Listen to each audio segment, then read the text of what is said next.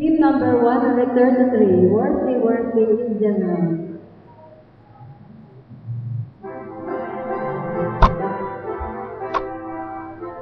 Tagala, tumayo.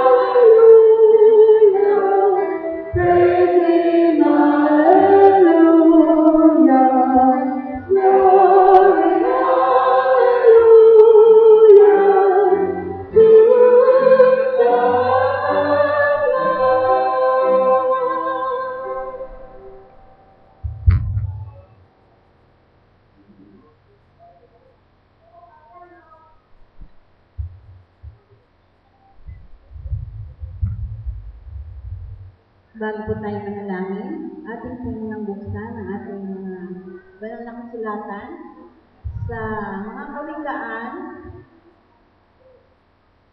22 verse 6 na ganito po ang sinasabi. Sanayin mo ang bata sa daan na dapat niyang lakaran, at kapag tumanda na siya, ay hindi niya ito tatalikuran. Tayo po'y magalang na manituto para po sa pananalig. Kapagpala namin Ama, na nandiyan po kayo sa kaitaas-taasan ng mga langit. Sa mga oras ng ito ang mahal kaming buhay na nagbabalik ng aming mga papuri at mga pasasalamat mga kabutihan sa aming Ama. Sa iyong dakilang pag-ibig, sa iyong mga pagpapala ay pinagdalog niyo po bawat isa sa amin. Sa iyong pag-iingat sa bawat oras ng aming mga buhay, kami po ay patuloy na ingatan mo.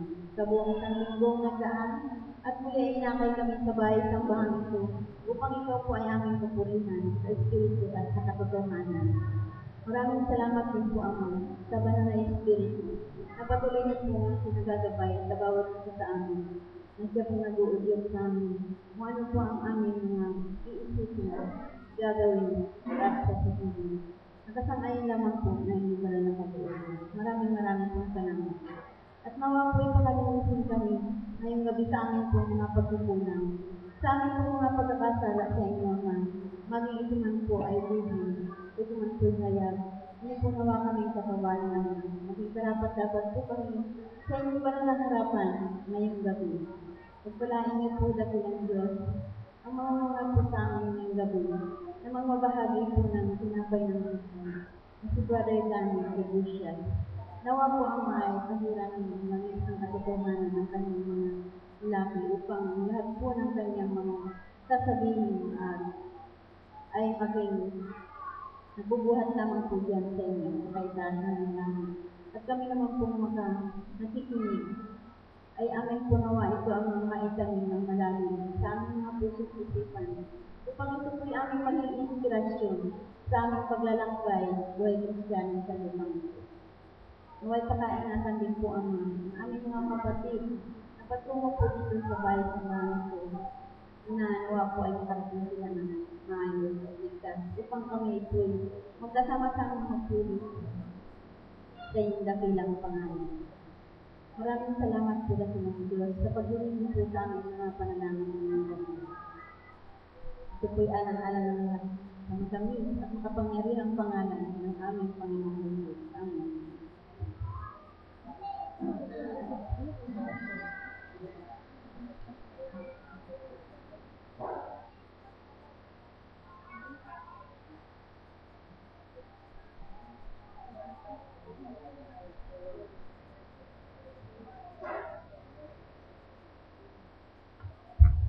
Magandang gabi sa inyo lahat, mga kapatid. Magandang gabi po. Ayan. Dapat po buhay na buhay tayo, mga kapatid, sapagkat ito po ay araw ng ating Panginoon. Magpasalamat po tayo sapagkat hindi lamang natin kasama ang ating mga kapatid, kundi kapiling natin ang Diyos sa mga oras na ito. So, pwede po bang makita na batiin niyo po ang inyong mga katabi at sabihin niyo po, I love you with the love of the Lord. Ayan. Para maramdaman po ang pagmamahalan sa isa't isa. Ano po? Ipakita po natin yung init ng ating pag-ibig sa kanila. Ayan. Napakagandang makita mga kapatid ko na bawat sa atin ay masaya. Muli pong pare-refresh. Pagkabat po sa linggo sa iba sa atin, siguro ay pagod at maranasan, stress. Pero ngayon po ang araw ng Sabat, ito po magpaparefresh ng ating kaluluwa. Ito po, spiritual and at the same time, ang ating physical na pangangalawan. So, magpasalamat po tayo sa Panginoon sapagkat hanggang sa mga oras na ito, malaya pa tayo ng kadalaw ng ating Sabat. No? Kaya, i-grab natin itong opportunity na ito hanggang sa panahon pa, naglibre pa ang Sabado para sa ating mga kapatid. I-grab na natin ito. Sapagkat sa ating panahon, alam naman natin yan, na tayo po nagpupulong na hindi na sa kasunod iglesia, kundi maaaring sa malayong lugar na, sa kapabundukan. Pag dumating na ang panahon na kung saan si Kristo po ay malapit na dumating.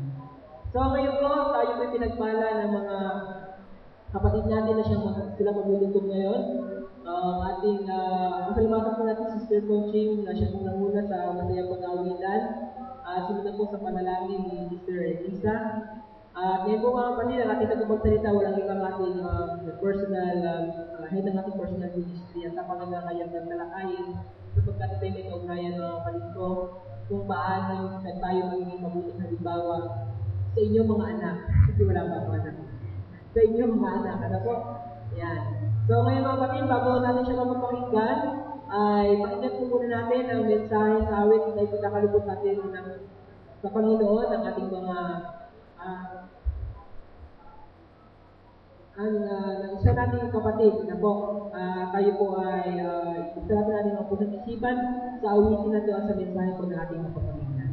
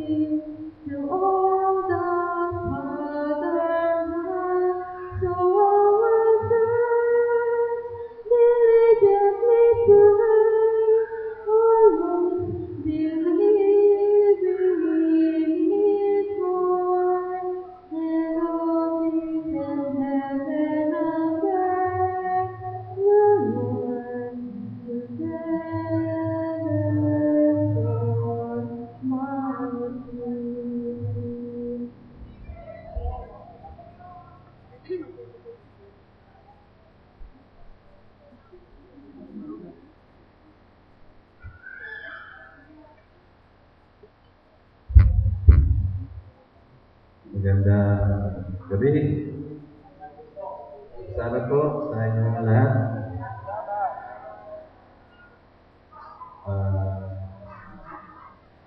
Salamat din sa at isang kabataan na nagkaroon sa atin ng awit. Alam mo, Sister Nini, nung araw hindi mo mapatay ang mag-isa. Pero ngayon, Brother Pascual, kayang-kaya niya ng solo. Yan po ay bahagi ng choir group sa Say Church. Amen. Ngayong gabi ay na-challenge kasi ako noong Sabado bilang parents na membro kami ni Brother Eli sa Kids Ministry. So, ang aking po ngayon dadalhin, actually, noong patong nakaraan, ay Brother Eli, nag-text niya ito sa akin, hindi ako makareply, dahil wala akong load. Ngayon po ulit ito magagamit, sabi ko, i-extend ko na lang ito ang ating topic, na may pamagat na look at me. Parang nakakatawa na pamagat. Ano po yan sa Tagalog? Brother, tingnan mo ako, titigan mo ako, ano pa? Ha? Sino mga Tagalog? Ha? Lingapin mo ako? Marami po. So ito po ay tungkol po sa magulang na nagnanais na palakihin ang kanyang anak, Brother Jerry, na nasa wasto. O tungkol ito sa isang anak na humihiling sa magulang na sa kanyang paglaki ay mayroon pong titingin sa kanyang sister sinit. Kaya pinamagatan kong nag-isip-isip ko, ano ilagay ko dito? Ito na lang, mas madali. Look at me. So, alam po niyo mga kapatid, meron ako nakakausap, sabi niya, ayaw pa niyang mamatay kung hindi pa siya magkaroon ng lahi. Ibig sabihin, gusto niya muna makita barawahin yung kanyang anak bago pwede na siya mamatay. Siguro, natutuwa siya kung kanino kamukha yung magiging lahi niya, Sister Cherry. Pero, sa ating pong pagtansya, sa ating panahon, marami pong mga bata na napariwara dahil lang po sa kapabayaan din ng magulang. Hindi po ba? Tama ba, Brother Leon? Maraming napapahamak ng mga kabataan dahil sa hindi po wastong pagtingin ng mga magulang sa kanilang mga anak. Kung Sister Elsa, ikaw ay tumanda, kung sakaling si Brother Rock ay magiging doktor o engineer, hindi niya papayag yan, Sister Rock, si Brother Rock, kung hindi kayo ilalagay doon sa the home of the Egypt. Kasi doon kayo sama-sama mga matatanda, may nag-aalaga, no? Walang ibang may gagawin, babayaran na lang. No? Pero kung yung ating mga magulang na mga tumatanda gumagastos tayo ng salapi para alagaan sila, sir, siguro naman, mas higit na bigyan natin ng pansin yung mga maliliit kayo sa matatanda. Tama? Tama ba mga kapatid? Sino po sa inyo ang matimbang na bigyan ng pansin? Yung mga matatanda na o yung mga bata pa lang nasisilang o sila ay lalaki at marami silang masasagupa ng mga bagay. Sa mag-asawa, kung sila ay matapos na ikasal, katulad nila ni Brother John, no? Malapit na itong ikakasal. Kaya pili-pili na kayo kung sino magiging ninang idol sa Lord Iglesia. Walang iba kayong iniisip, kundi ay magkaroon kayo agad ng mga anak. Si Brother Jerry nga, kahit meron ng isa, gusto pang umirit yan, kahit tatlo. Brother Jerry, kulang pa yan ng babae. Mayroon akong kapitbahay doon sa Samar, 11 ang kanyang anak. Gusto pang umirit ng isa. Brother Daddy, kulang pa yan para maging isang dosena. Pero mga kapatid, yung paggawa ng mga bata, medyo po madali yun. Pero ang problema, Brother Julio, alin pa ang problema? Yung pagpapalaki sa mga bata. Kasi para sa aking pagtingin, para itong bomba, na kung magkamali ka, sir, mangyari ikaw ay kasamang sasabugan, mga kapatid. Kanina nasabi ko na katulad ni Evan Padilla, bakit po siya ay nagkaganon? Dahil po nagkamali ang kanyang parents kung paano po siya alagaan hanggang sa siya ay lumaki. Nasabi ko na ang paggawa ng bata, madali po yun. Pero ang pag-aalaga sa bata ay mahirap. At mayroon namang mga magulang na hindi rin sila pinalad na magkaroon ng anak. Diba, sir? Dalangin ng dalangin, no? Ilang taon na nagsasama mag-asawa, mayroon kami kasama na teacher. 20 years na sila nagsasama, wala pa rin, kahit isa. Samantalang mayroon namang iba dyan, kahit hindi na nanalangin, no, Brother Rahim, ayaw na nga eh, pero mayroon pa rin. No? Ang iba nga, nagko-control na, ayaw na nilang dumami. So sila po ay mga tinatawag na mapalad. Sa Biblia ay si Sarah ay mapalad pa rin siya. Bakit po, sir? Limit. Sa edad na mahigit 90, sir, ano man si Sarah nagkaanak? Anong edad siya? Hindi ba natala sa sulat na Elementary? Sabi ni Brother Ricky, mahigit 99 years old na siya. Para 97 siya ay nagkaanak. Pero mga kapatid, 97 years old si Sarah na asawa ni Abraham, binigyan pa siya ng Panginoon ng anak. Sa kabila na wala na siyang kapag-asang mga anak, Brother Rahim, sapagkat yun po ay panukala mangyari ng Diyos na sa kanyang lahi, magmumula ang buong lahi ng sanglibutan. At meron naman sa bagong tipan ay natatala si Sarah na si Elizabeth na asawa ni Zacarias. Matagal din po silang pinagkalooban ng Diyos ng anak.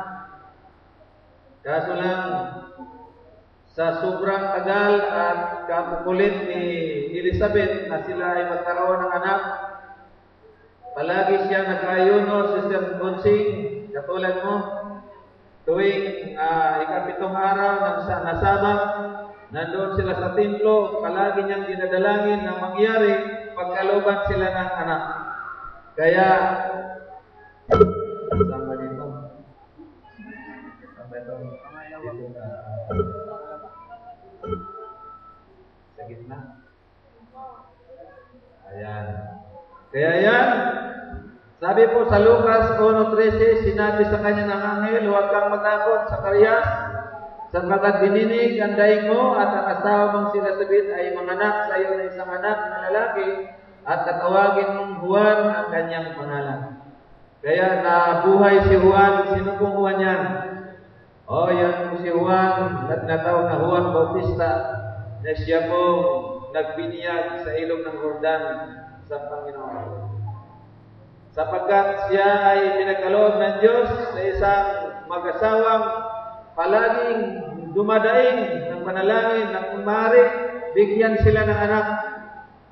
Binigyan sila ng Panginoon sapagkat yung anak na yon, siya po ang maghatid doon sa ilog ng Jordan kung saan maging matularan ng lahat ng mga tao na nanampalataya sa pamagitan ng bautismo. Binautismo ni Juan si Jesus. Doon po siya nakatalaga.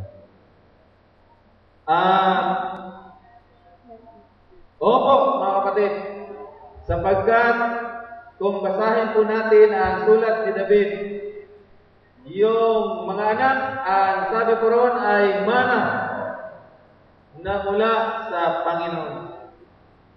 Kaya wala po tayong magagawa. Kung hindi talaga hiningin mo sa Panginoon yan, ay hindi ka bibigyan. Katulad po ni Elizabeth, binigyan sila ng Panginoon anak sapagkat yun po ay kaloob, mana ng Diyos. Lahat ng mga bagay, maging ang anak na isinilang ay yun po ay ipinagkaloob ng Diyos sapagkat maliwanag, mana ng Panginoon yan sa atin. Kaya Sister Julie, merong ilang anak mo na minana o ipinamana ng Diyos sa iyo? Dalawa? Parang gusto mo pang humirit ng tatlo. Kulang pa yan. No? Sayang yung lahi mo. Magandang ina ka eh. Kaya, naalala ko naman si Sister Pat noong araw, maliliit pa sila Indian, sila Joy, at si Jen, sabi ni Sister Pat, Sister Minda, ang ganda ng lahi mo, kaya damihan mo pa. Damihan mo pa. Kaya, humantong ng aming anak Marjorie ng 5. 2 babae, 3 lalaki. Pero gusto ko pang hirita ng isa para paris. No? Kasi lumalaki na sila eh. Brother Eli. Si Brother Eli parang tumitsimpo lang yan eh. No? Hihingin pa sa Panginoon niya ng lalaki. Kasi mawawala yung pilinong kulyano. Okay. Ang sabi po kung si Solomon naman ang ating tanungin, sabi po niya sa Kawikaan, ang anak ay tutong ng mga magulang at ang kalulakian ng mga bata ay ang kanilang mga magulang. Napapansin po niyo mga kapatid yung ginuhitan ko dyan, ang kalulakian daw ng mga bata ay ang kanilang mga magulang. Ano po yung kalulakian? Ibig sabihin yung kapurihan? Ano ba yung pastor? Anong pagkakaintindi din ng Tagalog yan? Ibig sabihin yung pagkaganap sa batang na yun, kung paano siya nagkaroon ng kalulakian ay galing sa magulang. Ganun ba yun? Opo. Kasi hindi po magiging ganap na maluwalhati o kapuri-puri ang mga bata na yan, kundi po galing sa kanilang magulang. Kaya ako'y natutuwa ngayon ay maraming mga anak nandito ngayon, maraming mga magulang. Si Brother Mario, bihira lang yan eh. Pero ngayon, kompleto dala niya yung kanyang mga anak. Oh? Maganda po ngayon mga kapatid. Minsan sa probinsya, problema po namin doon ay talagang napakakunti lang sumisimba ng Merkulis. Sinuri po namin, Brother Eli, anong problema? Doon po wala ganong ilaw. Maaga kong tumulong, maraming mga anak, Brother Eli. Maraming mga maliliit na anak. Kaya sabihin nila, Brother Danny, pasensya na, hindi ka talaga kami makakasimba kasi yung meron sa akong 3 maliliit na mga anak. Pwede ba yun ikatuwiran natin sa Panginoon? Pastor? Walay ko, hindi. Sapagkat hindi po ang pag-train sa mga bata kung sila ay matanda na. Ibig sabihin yung mga matatanda sa Honda Agent, doon sila tinitrain. Hindi po, di ba? Bagamat yung mga bata na yan na maliliit, wala pa yung alam sila, mga kapatid. Ay, huwag po niyong kaligtaan na kayo sumumba ay talagang akay-akay niyo yan. Brother Nardo, lahat ng mga bata o maliliit na yan ay akay-akay mo yan. Itabi yan, Merkulis ng gabi, Biyernes ng gabi, Sabado, ng buong hapon. Sapagkat kahit man nila alam yan, malalaman nila, may tanim sa kanilang isip na yung tatay at nanay ko walang pantang sumambayan kung Merkulis ng gabi, Biyernes ng gabi, at doon kami sinanay. Akala niyo mga kapatid, hindi malaking impact yan. Tama po yun.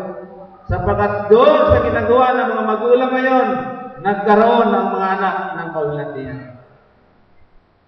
At ako'y naniwala na kung dumating man ang problema sa loob ng iglesia, mga kapatid,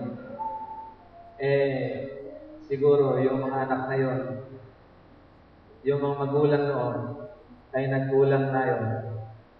Saan po? Sa pagkaloob sa kanila, kung paano po natin sila i-train. Kaya, mga kapatid, sa bukas o sa isang Sabado ay magpamembro na ang bawat magulang sa kids ministry. Nag-umpisa kami noong Sabado, napakaganda po ng kids ministry. Bibigyan tayo ng mga techniques at mga pamaraan kung paano po natin sila na mga kabataan may train habang sila ay mga mura pa ang kaisipan. Sa probinsya namin Libangan doon ni Kuya Merlo ay manghuli ng mga ibon. Ang ginawa namin, Padre Ricky, ay mayroon kaming puputulan ng isang kahoy at mamimili kami ng kahoy na tama-tama lang, pastor. Nakatalian mo yun yung dulo, magkaroon ng kanyang kahawang tali, tapos yung sa dulo niyan mayroong circle na yun at mayroong isang stick na maliit na ganyan. At kung sa Bisaya pa, baugo na mo itong kahoy, yung kahoy na yun ay aming papaluktutin, no? Sapagkat inutol na namin dulo. At saka ilalagay doon, kaya yung kahoy na yun ay naka-form na gano'n. Kaya pag umapak doon yung tinatawag namin doon na tikling, ewan ko ano yan dito sa Maynila, yung maitim na mayroong maraming mga puti-puti na mahaba ang paa, makikita yan sa palayan. Madaling araw yan sumigaw at sa hapon. At kung umapak yan siya doon, Brother Ricky, huli yun yung ibon. Pero minsan, kung ang kahoy na yun na medyo malaki na, mga kapatid, pag pipilitin mong i-curve gayon si Sir Elsa ay magkaroon ng lamat sa gitna. Bakit? Kasi medyo matigas na ang kanya pong pagkakatawan ng kahoy. Ganon din po ang kabataan, mga kapatid. Kaya kung medyo na siya ay malaki na hindi po naagapan natin, Brother Naldo, nung siya'y maliit pa, medyo huli na ang panahon. Baga tayo mahuli na at magkadagdag na araw-araw ang ating problema. Ako'y nagpasalamat sa aking mga anak na ginabayan ako ng Diyos na mga batang ito na 5 na pinagkatiwala sa amin ay akin silang aming mapalaking misis na mayroon po sila pagtatakot sa Panginoon. Yun po ang the best mga kapatid. Nasabi ko na kanina, hindi po basta-basta na magpalaki ng isang bata. Mas madali pang gumawa. Pero ang mahirap, mga kapatid, ang pag-train at ang pagbibigay sa kanya ng tamang landas at tamang daan. So kanina po ay sinabi po na ang bata ay mana na mula sa Diyos. Ibig sabihin, Brother Naldo, ay tayong mga magulang ay tayo ay kapartner ng Diyos para ang mga batang ito ay ating pangalagaan. Kaya ang sabi po rito ay tayong mga magulang lumalabas na tayo ay mga caretaker. Ano ba yung caretaker? Taga-ingat, taga-pangalaga doon sa ipinagkatiwala ng Diyos. Alin po yun? Itong mga anak natin na maliliit, mga kapatid. Kaya nga, bilang mga caretaker, mga kapatid, ang sabi po sa atin ng Panginoon, iyong turuan ng buong sikap ang iyong mga anak at iyong sasalitain tungkol sa kanila. Kumpleto po, pagka ikaw ay nakaupo, kasama mo ang iyong anak, at sa bahay, pagka ikaw ay lumakad sa mga daan, at pagka kayo ay bago na higa, bago natulog, at pagkatapos na kayo ay nakatulog, pagbangon sa umaga. Kumpleto po yan, ang sabi po ng Panginoon. Iyon po, bilang isang katiwala, yan lang pong 4 na yan ay ating gagawin. At iyan, ang mga batang ito ay hindi sila mapaliwara. Ang mga batang maliliit, bagamat hindi sila nakapagsigaw, ay meron na po silang hinihingi sa ating mga magulang. Ano pong hiningi sa atin? Meron po ako nakita dito sa aklat na The Soap from Heaven. Ito po ay composed ng mga illustration kung gagamit kayo ng mga topics o mga sermons sa mga kapatid.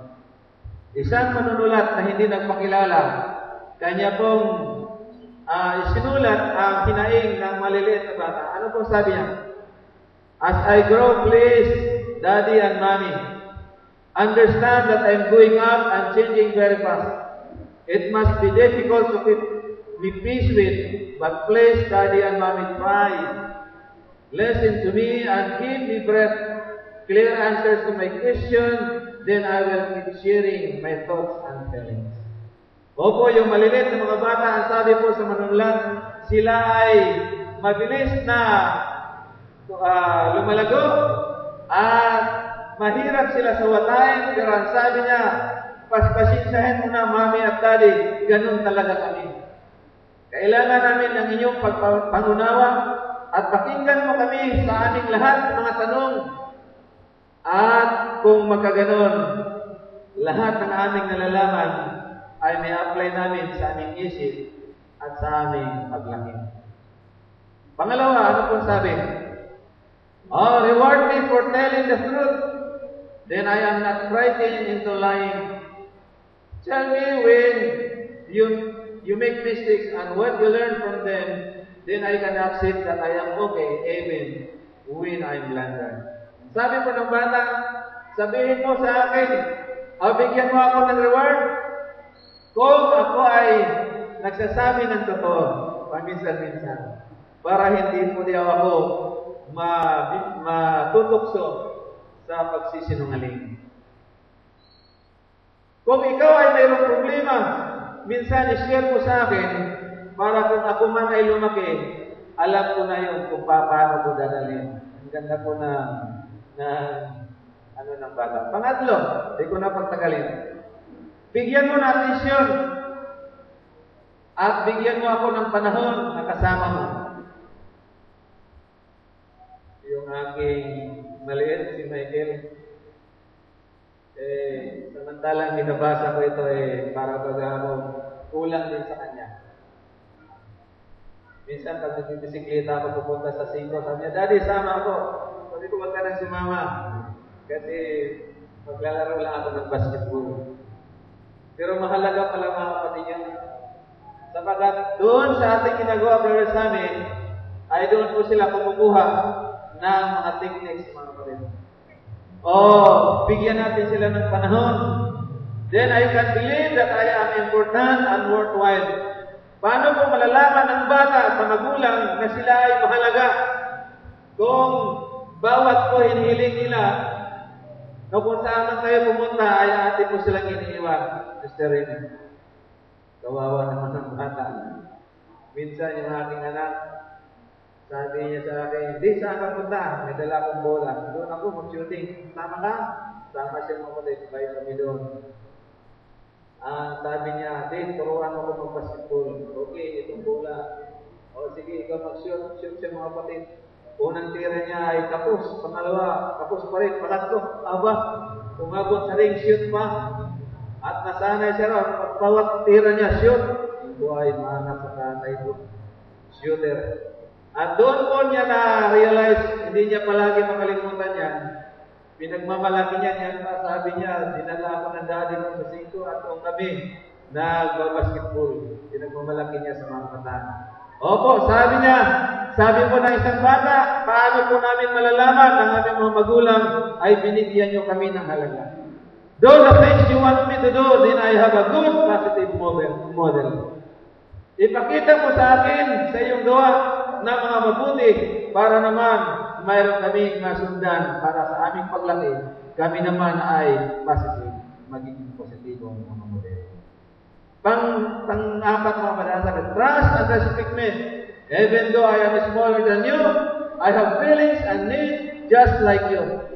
Compliment and appreciate me, then I feel good that I want to continue to praise you. Minsan yung ating mga anak, pag sintonado, Sir Leme, ay huwag ka nang kumanta. Mali yata pinasukan mo. Huwag mga kapatid. Huwag marinig ng bata sa ating mga labi na pinigilan natin sila sa kanila pong ginagawa mga kapatid. Mali ba na lang kung masama yun? Pero kung sa pag-awit, sa paggawa, sa pagtulong, sa mga gawaing bahay, ay pagbigyan mo. At pagkatapos nyo na po, palaging purihin mo. Yung aking estudyante, grade 1 na si Michael Joshua, pag dumating yan, alas 11:30, buklat ka agad ng kanyang notebook. Pinagkukuha lahat ng notebook, ipinakita sa amin ng kanyang mami. Pag nakita namin, isa lang very good. Mayroong star, very good. Kaya tuwing niyang pagdating mga kapatid, hindi po makakaligtaan ng batang yan na ipakita talaga niya. Bakit po? Sapagkat wala po siyang nakita o narinig sa kanyang magulang na ano po, hindi siya pinupuri. Sabi po, compliment and appreciate the kids para po ma-feel nila at may pagpatuloy nila yung kanila pong kakayahan ng mga talentong ipinagkaloob ng Diyos. The last, mga kapatid, ang sabi po, help me explore my unique interest, talents, and potential in order to be, for to be happy. I need to be me and not you or someone you want me to be. Be an individual and create your own happiness. Then you can teach me the same and I can live happy, successful, and fulfilling life. Thank you for hearing me. I love you, Daddy and Mommy. Sa ganun pong mga salita mga kapatid, kung yung mga techniques na yan ay ating gagawin sa ating mga anak, sa ating mga apo, Brother Pascual, talagang alam niya kanya apo, naninis na niya kanya apo. Lahat ng mga techniques na mga bagay ay ating pang ituturo sa mga batang yan. At kung sila may lumaki, ay sabihin ng mga bata ito, thank you, Mommy and Daddy. Pinalaki mo kami na malapit sa Panginoon. Pagpalain tayo ng Diyos sa gabing ito.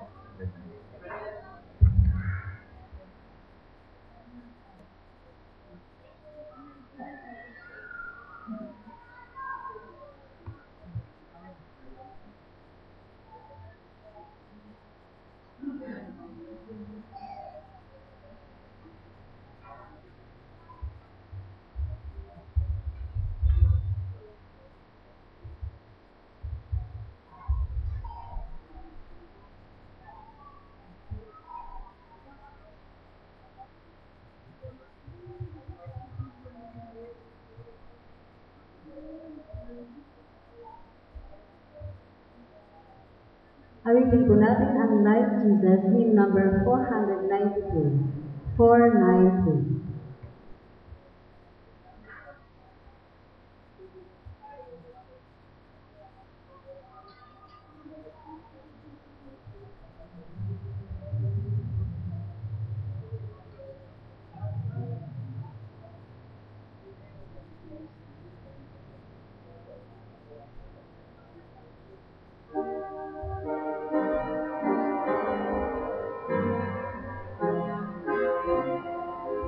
Natula, tumayo.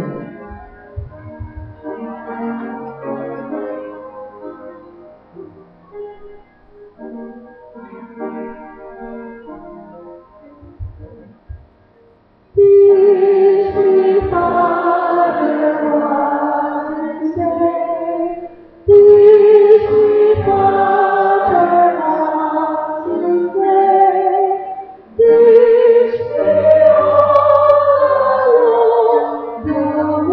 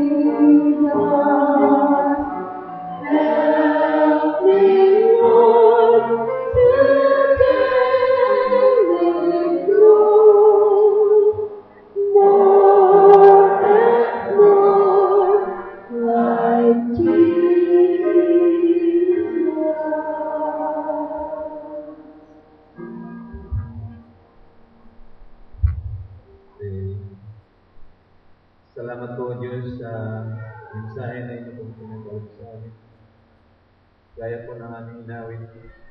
Tulungan mo kami, Ama. Kami mga magulang na meron pong mga kahinaan, kakulangan sa kalaman kung paano po namin ito tuturuan araw-araw ng mga kabataan. So kami umaasama sa gabi ito na inyong pagkalog sa amin sa pamagitan ng inyong Santong Espiritu. Bigyan kami, O Diyos, ng kasiglahan sa aming paglilingkod sa inyo. Na mga batang inyong pinagkatiwala sa amin ay aming po itong mahabit sa inyong kagilang panag na kung sila may lumaki, O Diyos, hindi po nahiwalayan ang mga aral at turo na mula sa inyo. Sa mga magulang na mayroon pong mga suliranin sa kanilang mga hindi pa po kami, O Diyos, na wala ng pag-asa. Sila iyong tulungan, Panginoon, sa kanila pong mga suliranin, paano po nila kaya ng kanilang mga anak sa pamumuhay na meron pong espiritual. Turo mo sa kanila, O Diyos, ang pagmamahal at higit sa lahat sa mga batang ito. Ipuin mo ang kanilang mga puso at mga kaisipan na sila po, Diyos, ay lumakad na meron pong katuwiran sa inyong pong nasirin ito. At kung dumating mo, O Diyos, ng araw ng iyong pagdating, ang buong tahanan, buong pamilya na inyong pong pinagkalog sa amin ay makasalubong doon sa mapalad na araw na inyong pong pagdating. Sa aming pag-iwalay, ang iyong binisyon, ikaw muli sa amin, at kinabukasan ng araw ng sabat ng magiging sa pangalan ko ng itong Jesus.